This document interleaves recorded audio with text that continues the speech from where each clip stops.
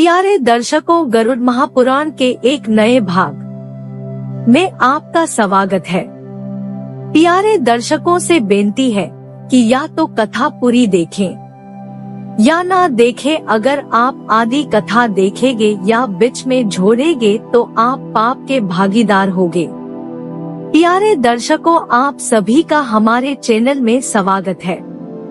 धर्म से जुड़ी वीडियो देखने के लिए हमारे चैनल को सब्सक्राइब और लाइक करें। धन्यवाद। प्यारे दर्शकों, अगर आपने वीडियो का इससे पहला भाग नहीं देखा तो इस चैनल पर जाकर देखें। धन्यवाद। हम यह दुआ करते हैं कि प्यारे दर्शकों के ऊपर श्री हरि कृपा करे। सभी प्रेम से बोलो श्री हरि, श्री हरि, श्री हरि। जीव का यमपुरी में प्रवेश, वहाँ शुभाशुभ कर्मों का फल भोग, कर्मानुसार अन्य देह की प्राप्ति, मनुष्य जन्म पाकर धर्माचरण ही मुख्य कर्तव्य। श्री भगवान ने कहा, वायु रूप होकर भूख से पीड़ित कर्मजन्य शरीर का आश्रय लेकर जीव यम के साथ चित्रगुप्तपुर की ओर जाता है। चित्रगुप्तपुर 20 योजन विस्तृत है। वहाँ रहने वाले कायस्थ सभी प्राणियों की पाप पुण्य का भली प्रकार से सर्वेक्षण करते हैं। महादान करने पर वहाँ गया हुआ व्यक्ति सुख का भोग करता है। 24 योजन विस्तृत वैवस्वतपुर है। लौह, लवण, कपास और तिल से पूर्ण पात्र का दान करने पर इस दान के फलस्वरूप यमपुर में निवास करने वाले दाता के पितर लोग संतृप्त होते हैं। वहाँ पर धर्मध्वज नाम का प्रतिहार सदैव द्वार पर अवस्थित रहता है। सप्तधान्य का दान देने से धर्मध्वज प्रसन्न हो जाता है। वहाँ जाकर प्रतिहार प्रद के शुभाशुभ का वर्णन करता है। धर्मराज का जो प्रशस्त एवं सुंदर स्वरूप है, उस स्वरूप का दर्शन सज्जन और सुकृतियों को प्राप्त होता है। जो दुराचारी जन है, वे अत्यंत भयंकर यम के स्वरूप को देखकर भयभीत होकर हाहाकार करते हैं। जिन मनुष्यों ने दान किया है, उनके लिए वहाँ पर कहीं भी भय नहीं है। आए हुए सुक्ति जन को देखकर यमराज अपने आसन का इसलिए परित्याग कर देते हैं कि यह सुकृति मेरे इस मंडल का भेदन करके ब्रह्मलोक को जाएगा। दान से धर्म सुलभ हो जाता है और यम मार्ग सुखावा हो जाता है। इस यमलोक का मार्ग अत्यंत विशाल है। इसकी दुर्गमता के कारण इसका अनुगम कोई नहीं करना चाहता। हे वत्स, बिना दान पुण्य किए प्राणी का धर्मराज के भवन में पहुंचना संभव नहीं है। उस रौद्र मार्ग में महाभयंकर यम के सेवक रहते हैं। एक एक पुर के आगे 1,000 सेवकों की उपस्थिति रहती है। यातना देने वाले यमदूत पापी को प्राप्त करके पकाते हैं। वहाँ पर यमदूत उसको 1 मास तक रखते हैं।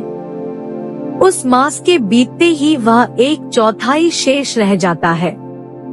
हे कश्यप पुत्र, जिन लोगों ने और्ध्वदैहिक क्रिया में विहित दानों को नहीं किया है, वे लोग बहुत कष्ट झेलते हुए उस मार्ग में चलते हैं। अतः प्राणी को यथाशक्ति दान देना चाहिए। दान न देने पर प्राणी पशु के समान यमदूतों के द्वारा पाश में बांधकर ले जाया जाता है। मनुष्य जैसा जैसा कर्म करता है, उसी प्रकार की योनि में उसको जाना पड़ता है। वैसा ही उन योनियों में भोग भोगता हुआ वह सभी प्रकार के लोकों में विचरण करता है। जब मनुष्य योनि प्राप्त होती है, तब भी लौकिक सुखों को अनित्य जानकर प्राणी को धर्माचरण करना चाहिए। कृमि, भस्म अथवा विष्ठा ही शरीर की परिणति है। जो मनुष्य शरीर प्राप्त करके भी धर्माचरण नहीं करता, वह हाथ में दीपक रखता हुआ भी महाभयंकर अंधकूप में गिरता है। मनुष्य जन्म प्राणी को बहुत बड़े पुण्य से प्राप्त होता है। जो जीव इस योनि को पाकर धर्म का आचरण करता है, उसे परम गति की प्राप्ति होती है। धर्म को व्यर्थ मानने वाला प्राणी दोहक पूर्वक जन्म मरण प्राप्त करता है पक्षिण। सैकड़ों बार विभिन्न योनियों में जन्म लेने के बाद प्राणी को मनुष्य योनि प्राप्त होती है। उसमें भी द्विज होना अत्यंत दुर्लभ है। जो व्यक्ति द्विज होकर धर्म का पालन करता है और विभिन्न व्रतों का आदर एवं श्रद्धा पूर्वक अनुष्ठान करता है, वह उस धर्म की ही कृपा से अमरत्व हस्तगत कर लेता है। प्रेत बाधा का स्वरूप तथा मुक्ति के उपाय। श्री गुरु ने कहा, हे प्रभु, प्रत्युनि में जो कोई भी प्राणी जाते हैं वे कहाँ वास करते हैं? प्रेतलोक से निकलकर वे कैसे और किस स्थान में चले जाते हैं? 84 लाख योनियों से परिव्यास, यम तथा हजारों भूतों से रक्षित होने पर भी प्राणी नरक से निकलकर कैसे इस संसार में विचरण करते हैं, इसे आप बताने की कृपा करें। श्री कृष्ण ने कहा, है पक्षराज, जहाँ प्रेतगण निवास करते हैं उसको तुम सुनो। छल से पराये धन और पराई स्त्री का अपहरण तथा द्रोह से मनुष्य निशाचर योनि को प्राप्त होते हैं।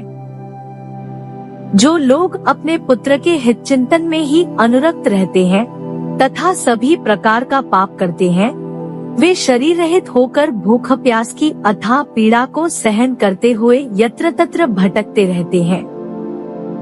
वे प्रेत चोर के समान उस महापथ के लिए पितृभाग में दिए गए जल का अपहरण करते हैं।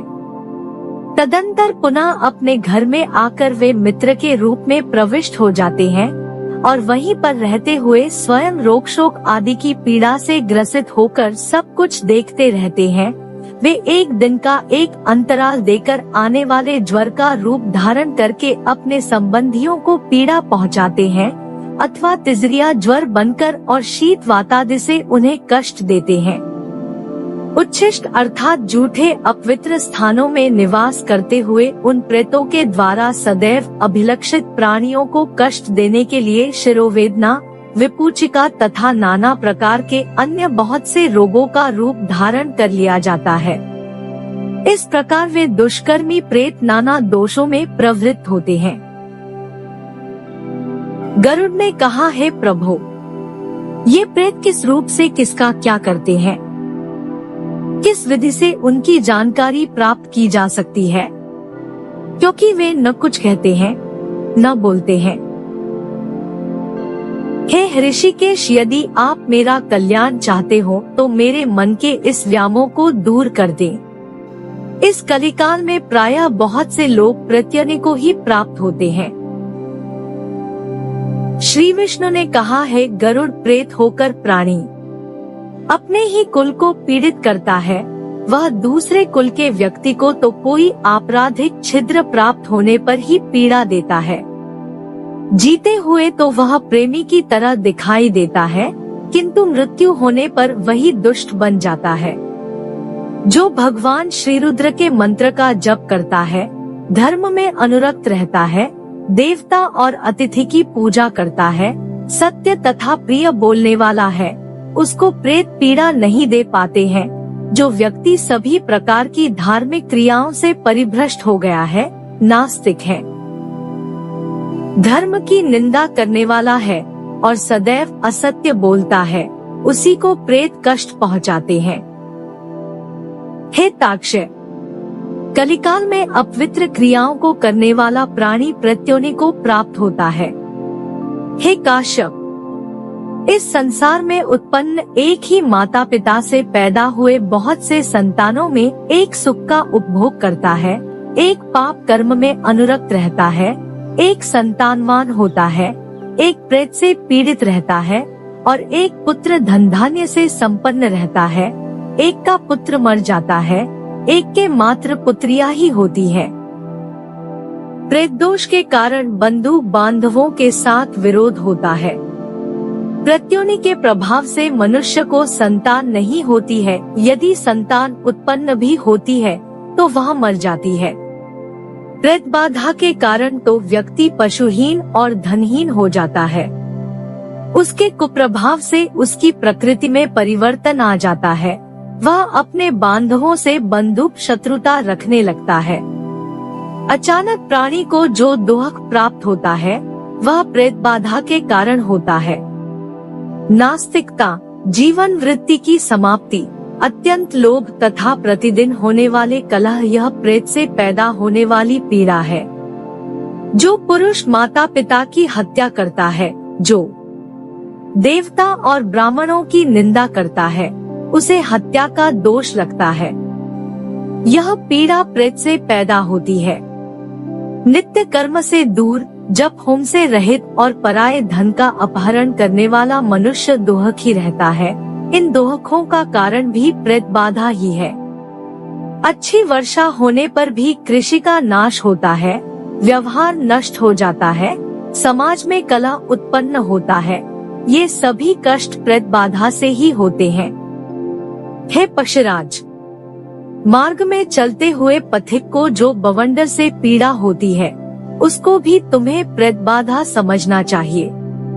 यह बात मैं सत्य ही कह रहा हूँ। प्राणी जो नीच जाति से संबंध रखता है, हीन कर्म करता है और अधर्म में नित्य अनुरक्त रहता है, वह प्रेत से उत्पन्न पीड़ा है। व्यसनों से द्रव्य का नाश हो जाता है, प्राप्तव्य का विनाश हो जाता है। चोर, अग्नि और राजा से जो हानि होती है, यह प्रेत संभूत पीड़ा है।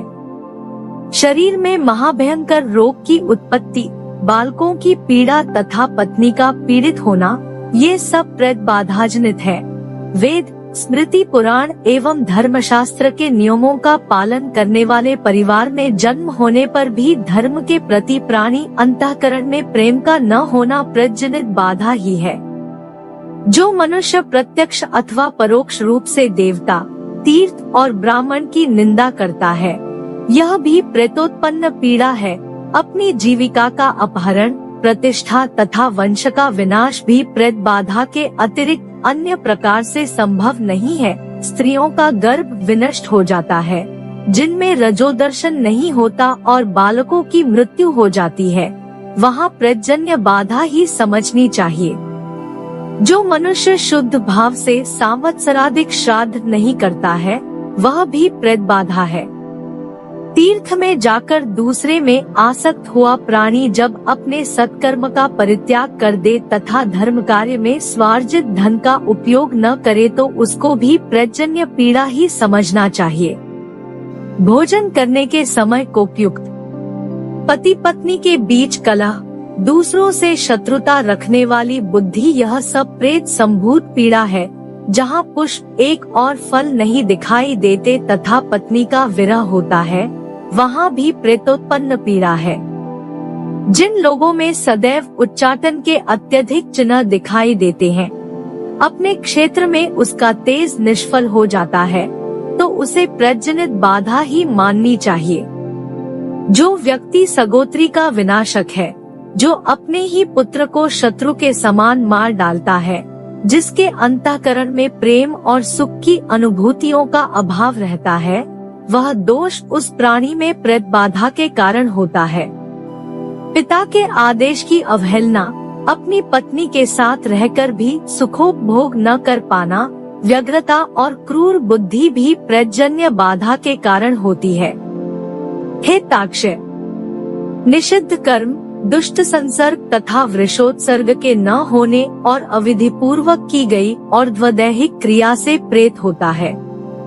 अकाल मृत्यु या दाह संस्कार से वंचित होने पर प्रत्युनी प्राप्त होती है, जिससे प्राणी को दुख झेलना पड़ता है। पक्षराज, ऐसा जानकर मनुष्य प्रेत मुक्ति का सम्यक आचरण करे। जो व्यक्ति प्रेत योनियों को नहीं मानता है, वह स्वयं प्रत्योनि को प्राप्त होता है। जिसके वंश में प्रेत दोष रहता है, उसके लिए इस संसार में सुख नहीं है। प्रेत बाधा होने पर मनुष्य की मति, प्रीति, रति, लक्ष्मी और बुद्धि, इन पांचों का विनाश होता है। तीसरी या पांचवी पीढ़ी में प्रेत बाधाग्रस्त कुल का विनाश हो जाता है। ऐसे वंश का प्राणी जन्म जन्मांतर दरिद्र, निर्धन और पाप कर्म में अनुरक्त रहता है। विकृत मुख तथा नेत्र वाले, कुद्ध स्वभाव वाले, अपने गोत्र, पुत्र पुत्री, पिता, भाई, भौजाई अथवा बहू को नहीं मानने वाले लोग भी विधिवश प्रेत शरीर धारण कर सद्गति से रहित हो बड़ा कष्ट है, यह चिल्लाते हुए अपने पाप को स्मरण करते हैं। प्रेत बाधाजन्य दिखने वाले स्वप्न, उनके निराकरण के उपाय तथा नारायण बलि का विधान। श्री गुरु ने कहा, हे भगवान, प्रेत किस प्रकार से मुक्त होते हैं? जिनकी मुक्ति होने पर मनुष्यों को प्रेतजन्य पीड़ा पुनः नहीं होती। हे देव, जिन लक्षणों से युक्त बाधा को आपने प्रेतजन्य कहा है, उनकी मुक्ति कब संभव है और क्या किया जाए कि प्राणी को प्रेतत्व की प्राप्ति न हो सके? प्रेतत्व कितने वर्षों का होता है? चिरकाल से प्रत्योनि को भोग रहा प्राणी उससे किस प्रकार मुक्त हो सकता है?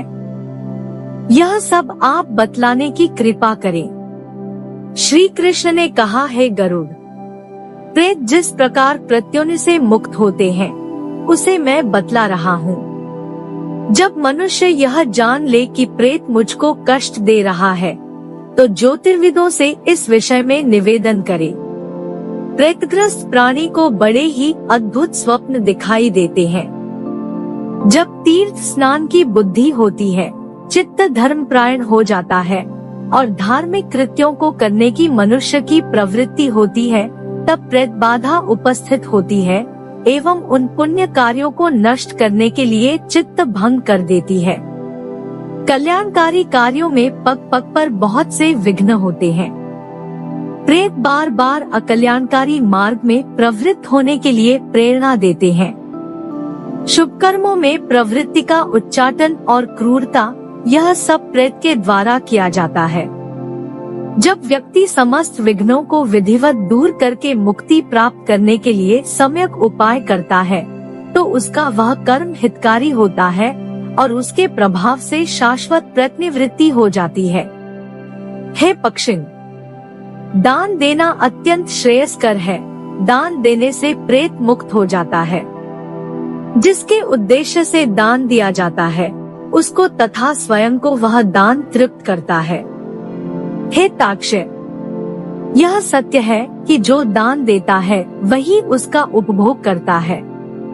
दानदाता दान से अपना कल्याण करता है और ऐसा करने से प्रेत को भी चिरकालिक संतृप्ति प्राप्त होती है। संतृप्त हुए वे प्रेत सदैव अपने बंधु बांधवों का कल्याण चाहते हैं। यदि विजातीय दुष्ट प्रेत उसके वंश को पीड़ित करते हैं, तो संतृप्त हुए सगोत्री प्रेत अनुग्रह पूर्वक उन्हें रोक देते हैं। उसके बाद समय आने पर अपने पुत्र से प्राप्त हुए पिंडादिक दान के फल से वे मुक्त हो जाते हैं। हे पशुराज, यथोचित दानादि के फल से संतृप्त प्रेत बंधु बांधवों को धन्य धान्य से समृद्धि प्रदान करते हैं। जो व्यक्ति स्वप्न में प्रेत दर्शन, भाषण, चेष्टा और पीड़ा आदि को देखकर भी श्राद्धादि द्वारा उनकी मुक्ति का उपाय नहीं करता, वह प्रेतों के द्वारा दिए गए शाप से संलिप्त होता है।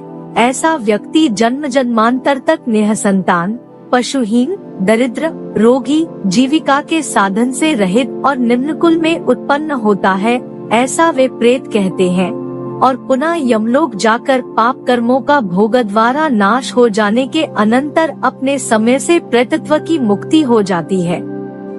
गरुड़ ने कहा, हे देवेश्वर, यदि किसी प्रेत का नाम और गोत्र न ज्ञात हो सके, उसके विषय में विश्वास न हो रहा हो, कुछ ज्योतिषी पीड़ा को प्रेतजन्य कहते हो, कभी भी मनुष्य को प्रेत स्वप्न में वह न दिखाई दे, उसकी कोई चेष्टा न होती हो, तो उस समय मनुष्य को क्या करना चाहिए? उस उपाय को मुझे बताएं। श्री भगवान ने कहा, है खगराज, पृथ्वी के देवता ब्राह्मण जो कुछ भी कहते हैं, उस वचन को हृदय से सत्य समझकर भक्ति भाव पूर्वक पितृभक्तिनिष्ठ हो पुरस्चरण पूर्वक नारायण बलि करके जप, होम तथा दान से देह शोधन करना चाहिए। उससे समस्त विघ्न नष्ट हो जाते हैं। यदि वह प्राणी भूत, प्रेत, पिशाच अथवा अन्य किसी से पीड़ित होता है, तो उसको अपने पितरों के लिए नारायण बलि करनी चाहिए। ऐसा कर वह सभी प्रकार की पीड़ाओं से मुक्त हो जाता है। यह मेरा सत्य वचन है। आता सभी प्रयत्नों से पितृभक्तिपरायण होना चाहिए। 9वें या 10वें वर्ष अपने पितरों के निमित्त प्राणी को 10,000 गायत्री मंत्रों का जप करके दशांश होम करना चाहिए। नारायण बलि करके वृषोत्सर्गादि क्रियाएं करनी चाहिए। ऐसा करने से मनुष्य सभी प्रकार के उपद्रवों से रहित हो जाता है, समस्त सुखों का उपभोग करता है तथा उत्तम लोक को प्राप्त करता है और उसे जाति प्राधान्य प्राप्त होता है। इस संसार में माता पिता के समान श्रेष्ठ अन्य कोई देवता नहीं है। अतः सदैव सम्यक प्रकार से अपने माता पिता की पूजा करनी चाहिए। हितकर बातों का उपदेष्टा होने से पिता प्रत्यक्ष देवता है।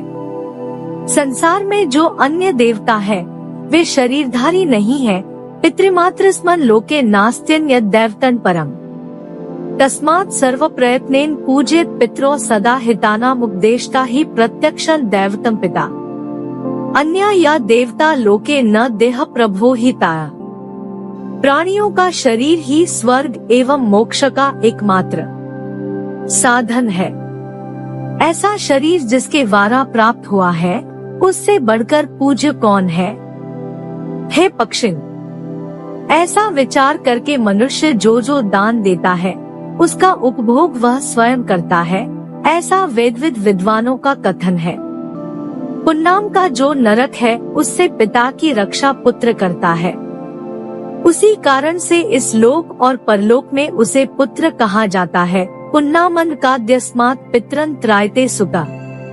तस्मात् पुत्र इति प्रोक्त इह चापि परत्र च। हे खगराज, किसी के माता पिता की अकाल मृत्यु हो जाए तो उसे व्रत, तीर्थ, वैवाहिक मांगलिक कार्य संवत्सर पर्यंत नहीं करना चाहिए। जो मनुष्य प्रत्यलक्षण बताने वाले इस स्वप्नाध्याय का अध्ययन अथवा श्रवण करता है वह प्रेत का एक चिन्ह नहीं देखता है। प्रत्योनि दिलाने वाले निंदित कर्म, पंच प्रेतोपाख्यान तथा प्रेतत्व प्राप्ति न कराने वाले श्रेष्ठ कर्म। श्री गुरु ने कहा, हे प्रभु, प्रेतों की उत्पत्ति कैसे होती है? वे कैसे चलते हैं?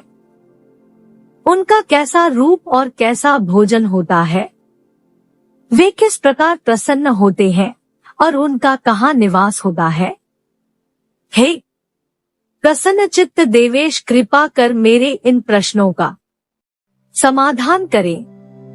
श्री भगवान ने कहा, हे पक्षीराज सुनो, जो पूर्व जन्म संचित कर्म के अधीन रहकर पाप कर्म में अनुरक्त रहते हैं वे मृत्यु के पश्चात प्रत्योनि में जन्म लेते हैं। जो मनुष्य बावली, कूप, जलाशय, उद्यान, देवालय, प्याऊ, घर, आम्रादिक फलदार वृक्ष, रसोई घर, पितृ पितामह के धर्म को बेच देता है वह पाप का भागी होता है। ऐसा व्यक्ति मरने के बाद प्रलयकाल तक प्रत्योनि में रहता है। जो लोग लोभवश गोचारण की भूमि, ग्राम की सीमा, जलाशय, उपवन और गुफा भाग को जोत लेते हैं वे प्रेत होते हैं। पापियों की मृत्यु चंडाल, जल, सर्पदंश, ब्राह्मण शाप, विद्युत निपात, अग्नि, दंत प्रहार तथा पशु के आक्रमण से होती है। जो लोग फांसी लगाने से, विषद्वारा और शस्त्र से मरते हैं, जो आत्मघाती है, जिनकी विषुचिका, हैजा आदि रोगों से मृत्यु होती है, जो क्षयादिक महारोग, पापजन्य रोग और चोर कैतों के द्वारा मारे जाते हैं, जिनका मरने पर संस्कार नहीं हुआ है, विहित आचार से रहित, वृषोत्सर्गादि से रहित और मासिक पिंडदान जिनका लुप्त हो गया है, जिस मरे हुए प्राणी के लिए तृण, काष्ठ, हविष्य तथा अग्नि शुद्र लाता है, पर्वतों अथवा दीवाल के ढहने से जिनकी मृत्यु हो जाती है, निंदित दोषों से जिनकी मृत्यु होती है, जिनकी मृत्यु भूमि में नहीं होती, जिनकी मृत्यु अंतरिक्ष में होती है, जो भगवान विष्णु का स्मरण न करते हुए मर जाते हैं, जिनकी मृत्यु सूतक और श्वानादि निकृष्ट योनियों के संसर्ग में होती है, वे प्रत्योनि में जाते हैं। इसी प्रकार के अन्य कारणों से जो प्राणी दुर्मृत्यु को प्राप्त होते हैं उनको प्रत्योनि में मरुस्थल प्रदेश में भटकना पड़ता है। हे ताक्ष, जो व्यक्ति निर्दोष माता, बहन, पत्नी, पुत्रवधू तथा कन्या का परित्याग करता है वह निश्चित ही प्रेत होता है। जो भ्रातृद्रोही, ब्रह्मघाती, गोहंता, मद्यपी, गुरुपत्नी के साथ सहवास करने वाला, स्वर्ण और रेशम का चोर है वह प्रेतत्व को प्राप्त होता है। घर में रखी हुई धरोहर का अपहारक, मित्रद्रोही, परस्त्रीरत, विश्वासघाती एवं क्रूर व्यक्ति अवश्य प्रत्योनि में जन्म लेता है। जो वंश परंपरागत धर्म का परित्याग करके दूसरे धर्म को स्वीकार करने वाला है, विद्या और सदाचार से जो विहीन है वह भी निस्संदेह प्रेत ही होता है। हे सुव्रत, इस विषय में एक प्राचीन इतिहास है जो पितामह भीष्म और युधिष्ठिर के संवाद में कहा गया था। मैं उसी को कहता हूँ, उसे सुन करके मनुष्य सुख प्राप्त करता है। युधिष्ठिर ने कहा, हे पितामह, प्राणी किस कर्मफल से प्रेत होता है? उसकी कैसे और किस उपाय से मुक्ति होती है? इस बात को आप मुझे बताने की कृपा करें, जिसको सुन करके मैं पुनः भ्रमित न हो सकूं। भीष्म ने कहा, हे वत्स, मनुष्य को जैसे प्रत्योनि प्राप्त होती है, वह जैसे उस योनि से मुक्त होता है, जैसे वह दुस्तर घोर नरक में जाता है, नरक में जाकर दोहक झेल रहे प्राणियों को जिसका नाम, गुण, कीर्तन और श्रवण करने से मुक्ति प्राप्त होती है, वह सब मैं तुम्हें बता रहा हूँ। हे पुत्र, ऐसा सुना जाता है कि प्राचीन काल में एक ख्यातिलब्ध संतप्तक नामक सुव्रत तपस्वी ब्राह्मण वन में रहता था। दयावान, योगयुक्त, स्वाध्यायरत, अग्निहोत्री उस द्विज श्रेष्ठ का समय सदैव यज्ञादिक धार्मिक कृत्यों में बीतता था। परलोक का भय उसे बहुत था। अतः ब्रह्मचर्य, सत्य, शौच का पालन करते हुए और निर्मलचित्त होकर वह तपस्या में संलग्न रहता था। श्रद्धा पूर्वक गुरु के उपदेश, अतिथि पूजन तथा आत्म तत्व के चिंतन में अनुरक्त वह तपस्वी सांसारिक द्वंद्वों से रहित था। इस संसार को जीतने की इच्छा से योगाभ्यास में सदैव अपने को वह समर्पित रखता था। इस प्रकार का आचरण करते हुए उस जितेंद्रिय मुमुक्षु ब्राह्मण को वन में ही बहुत से वर्ष बीत गए। एक दिन तपस्वी संतप्तक के मन में तीर्थाटन की इच्छा उत्पन्न हुई। उसने मन में यह संकल्प किया कि अब मैं तीर्थों के पवित्र जल से इस शरीर को पवित्र बनाऊंगा। अनंतर वह स्नान तथा जप नमस्कार आदि कृत्यों को संपन्न कर सूर्योदय होने पर वह तीर्थयात्रा पर निकल पड़ा। चलते चलते वह महातपस्वी ब्राह्मण मार्ग भूल गया। भ्रांत मार्ग में चलते हुए उसे अत्यंत भयानक 5 प्रेत दिखाई पड़े। उस निर्जन वन में विकृत शरीर वाले भयंकर प्रेतों को देखकर ब्राह्मण का हृदय कुछ भयभीत हो उठा। आता वहीं पर खड़े होकर वह विस्फारित नेत्रों से उसी ओर देखता रहा। तपश्चात ब्राह्मण ने अपने भय को दूर कर धैर्य का सहारा लिया और मधुर भाषा में पूछा, हे विकृत मुख वालों, तुम सब कौन हो? कैसा पाप कर्म तुम लोगों ने किया है जिसके फलस्वरूप तुम्हें यह विकृति प्राप्त हुई है? तुम सब कहाँ जाने का निश्चय कर रहे हो? प्रेतराज ने कहा, है द्विज श्रेष्ठ, हम सभी ने अपने अपने कर्म के कारण प्रत्योनि को प्राप्त किया है। परद्रोह में रत होने के कारण हम पाप और मृत्यु के वश में हुए। नित्य भूख प्यास से पीड़ित रहकर यह प्रेत जीवन बिता रहे हैं। हम लोगों की वाणी उसी पाप से विनष्ट हुई है। शरीर कांतिहीन हो गया है। हम संज्ञाहीन और विकृत चित्त वाले हो गए हैं। हे तात, हमें दिशाओं तथा विदिशाओं का कोई ज्ञान नहीं है। पाप कर्म से पिशाच बने हुए हम मूढ़ प्राणी कहाँ जा रहे हैं, इसका भी ज्ञान हमें नहीं है। हम लोगों के न माता है और न पिता है। अपने कर्मों के फलस्वरूप अत्यंत दुखदायी यह प्रत्योनि हम सभी को प्राप्त हुई है। हे ब्राह्मण, आपके दर्शन से हम लोग अत्यधिक प्रसन्न हैं। आप मुहूर्त भर रुके, आपसे हम अपना संपूर्ण वृत्तांत प्रारंभ से कहेंगे। उनमें से एक प्रेत ने कहा, है विप्रदेव, मेरा नाम पर्युषित है, यह दूसरा 7 सूचीमुख है, तीसरा शीघ्रक, चौथा रोधक और 5वां लेखक है। ब्राह्मण ने कहा, है प्रेत, प्राणी को कर्मफलानुसार प्रत्योनि मिलती है, यह तो ठीक बात है, पर अपने जो नाम तुम बताते हो उसके प्राप्त होने का क्या कारण है? मैं प्रेतराज ने कहा, है द्विजश्रेष्ठ, मैंने सदैव सुस्वादु भोजन किया और ब्राह्मण को बासी अन्न दिया है, इस कारण मेरा नाम पर्युषित बासी है। भूखे ना ब्राह्मण की याचना को सुनकर यह शीघ्र ही वहाँ से हट जाता था, इसलिए यह शीघ्र नाम का प्रेत हुआ। अन्नादि की आकांक्षा से इसने बहुत से ब्राह्मणों को पीड़ित किया था, इस कारण यह सूचीमुख नामक प्रेत हो गया। इसने पोषवर्ग एवं ब्राह्मणों को दिए बिना अकेले ही मिष्टान्न खाया था, इसलिए इसको रोधक कहा गया है। यह कुछ मांगने पर मौन धारण करके पृथ्वी को रेदने लगता था, अतः उस कर्मफल के अनुसार यह लेखक कहलाया। हे ब्राह्मण, कर्म भाव से ही प्रेतत्व और इस प्रकार के नाम की प्राप्ति हुई है। यह लेखक मेषमुख, रोधक पर्वताकार मुखवाला, शीघ्रक पशु की तरह मुखवाला और सूचक सुई के समान मुखवाला है। इसके बेढंगे रूप को देखें। हे नाथ, हम अत्यंत दुखित हैं। मायावी रूप बनाकर हम लोग पृथ्वी पर विचरण करते हैं।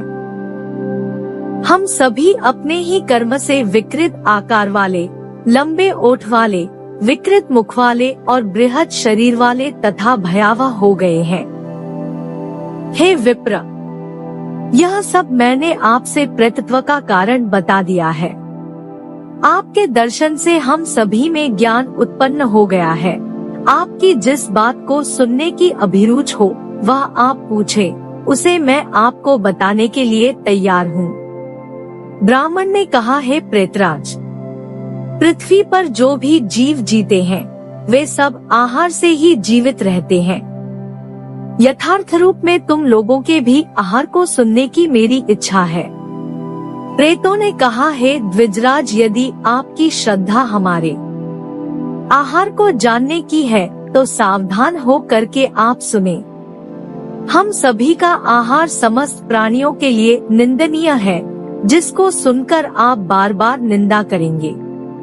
प्राणियों के शरीर से निकले हुए कफ, मूत्र और पुरीशादी मल एवं अन्य प्रकार से उच्छिष्ट भोजन प्रेतों का आहार है। जो घर अपवित्र रहते हैं, जिनकी घरेलू सामग्रियां इधर उधर बिखरी रहती हैं, जिन घरों में प्रसूतादि के कारण मलिनता बनी रहती है, वहीं पर प्रेत भोजन करते हैं। जिस घर में सत्य, शौच और संयम नहीं होता, पतित एवं दस्युजनों का साथ है, उसी घर में प्रेत भोजन करते हैं।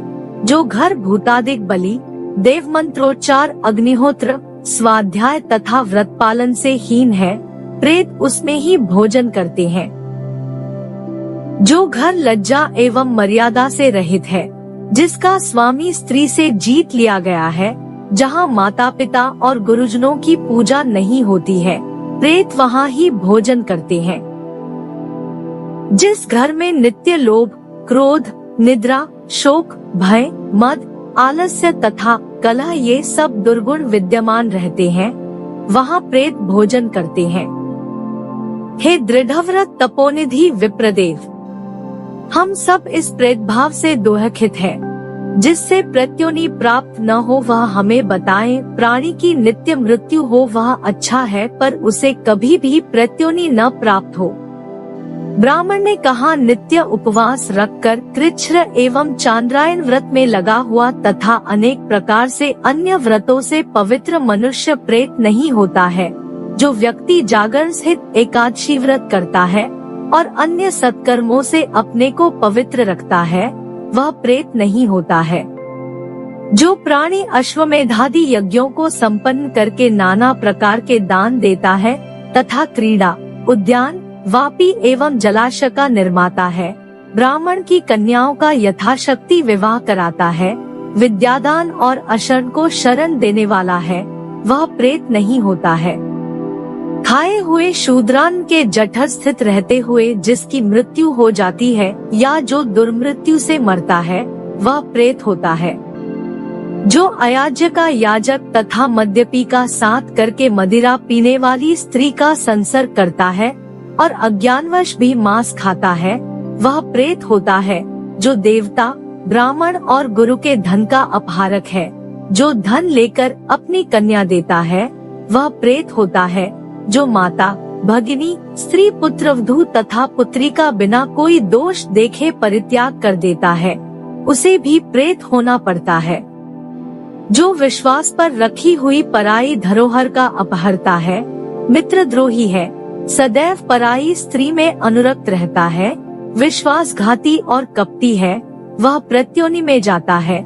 जो प्राणी भ्रातृद्रोही, ब्रह्महंता, गोहंता, मद्यपी, गुरुपत्नीगामी, इनका संसर्गी और वंश परंपरा का परित्याग करके सदा झूठ बोलता रहता है, स्वर्ण की चोरी तथा भूमि का अपहरण करता है, वह प्रेत होता है। भीष्म ने कहा, हे युधिष्ठिर, इस प्रकार ब्राह्मण संतप तक ऐसा कह ही रहा था कि आकाश में दुंदुभी बजने लगी। देवों ने उस ब्राह्मण के ऊपर फूलों की वर्षा की। प्रेतों के लिए वहां 5 देव विमान आ गए। विधिवत उस ब्राह्मण की आज्ञा लेकर वे सभी प्रेत दिव्य विमानों में बैठकर स्वर्ग चले गए। इस प्रकार ब्राह्मण के द्वारा प्राप्त ज्ञान एवं उसके साथ संभाषण एवं पुण्य संकीर्तन के प्रभाव से उन सभी प्रेतों का पाप विनष्ट हो गया और उन्हें परम पद की प्राप्ति हुई। सूत जी ने कहा, इस आख्यान को सुनकर गरुड़ जी पीपल पत्र के समान कांप उठे। उन्होंने पुनः मनुष्यों के कल्याण के लिए श्री भगवान विष्णु से पूछा। अगला भाग देखने के लिए चैनल को सब्सक्राइब और लाइक करें। धन्यवाद।